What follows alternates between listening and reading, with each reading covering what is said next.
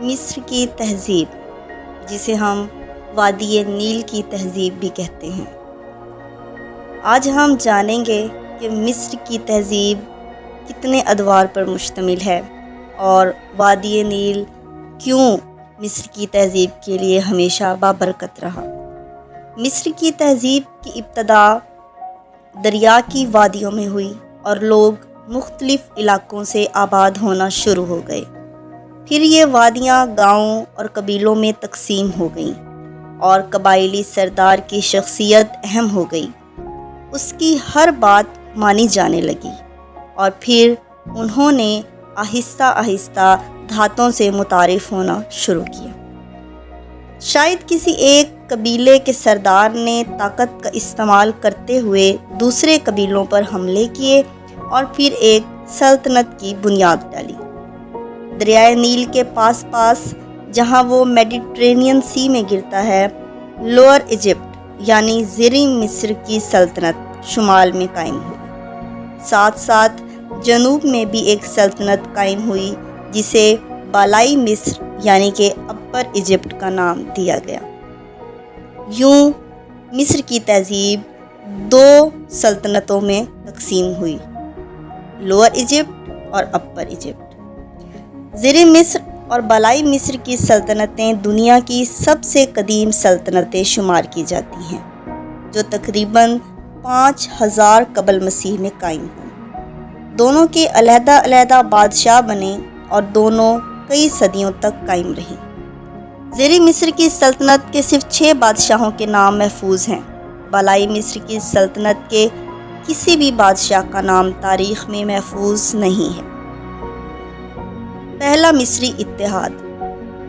دونوں سلطنتوں کو دریائے نیل آپس میں ملاتا تھا، اس لیے دونوں کے درمیان آمد و رفت کا سلسلہ رہتا اور دونوں کے درمیان جنگیں بھی چھڑ جاتی۔ آخرکار زیریں مصر یعنی کہ لوئر ایجپٹ کے ایک طاقتور بادشاہ نے بالائی مصر پر قبضہ کر لیا، جس کا نام تاریخ میں محفوظ نہیں ہے۔ یہ حکومت تقریباً 500 سال تک قائم رہی۔ اس کا دارالسلطنت ہیلیوپولس یعنی کہ سورج کا شہر تھا۔ یہ بہت متبرک شہر مانا جاتا تھا۔ اس دور میں ہل کا استعمال جانوروں کی مدد سے کیا جانے لگا اور یوں غلہ کی پیداوار میں اضافہ ہوا۔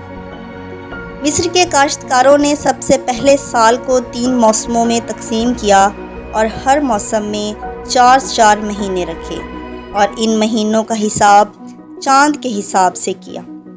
مگر چاند کی 29 اور 30 دن کے رد و بدل نے تھوڑی سی کنفیوژن پیدا کر دی۔ آخرکار مصریوں نے نیا کیلنڈر بنا کر ہر مہینہ 30 دن کا مقرر کیا اور 5 دن جو باقی بچ گئے قومی تعطیلات کے لیے بڑھا دیے۔ سن 4236 قبل مسیح میں مصریوں نے پہلا عملی کیلنڈر تیار کر لیا۔ اسی پہلے اتحاد میں مصریوں نے فن تحریر کا آغاز کیا اور واقعات کو تصویروں کی شکل دی۔